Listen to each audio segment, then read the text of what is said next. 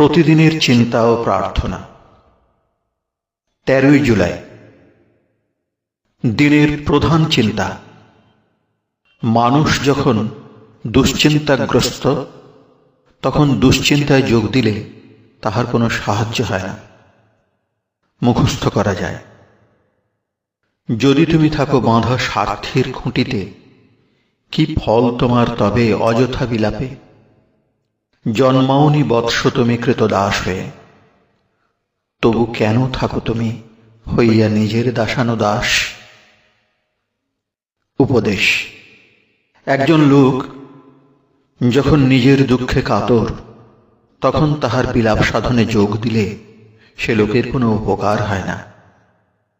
কে আমাদের প্রতি অবিচার করিল বা অন্যের প্রতি কি অন্যায় অবিচার হইল, এই সকল চিন্তা বা পরিতাপ ছাড়িয়া আমরা সকল অভিজ্ঞতার মধ্য দিয়া নিজেদের সবল ও শক্তিমান করিব।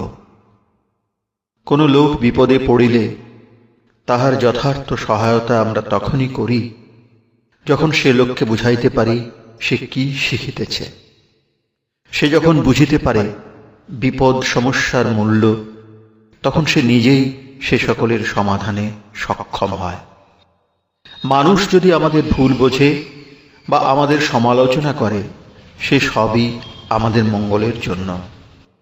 নিজেদের যখন অসহায় মনে হয়, তখনই আমরা ভগবানের দিকে তাকাই। জীবনে তো দৈনন্দিন সংগ্রাম, তবু সংগ্রাম ভালোই, কারণ তাহার ফলে আমরা সতেজ সবল হই। প্রার্থনা। সেই পরম করুণাময় দেবতা যেন আমাকে আলোক দান এবং জাগ্রত করেন। তাঁহার কৃপায় যেন আমি সত্য দৃষ্টি এবং তাঁহার জ্ঞান লাভ করি। আমি যেন সুবুদ্ধি ও আন্তরিকতার সঙ্গে তাঁহার কাজ করিতে পারি। আমি যেন সর্বদা তাঁহার সন্তানদের জীবনে শান্তি ও আনন্দ আনি।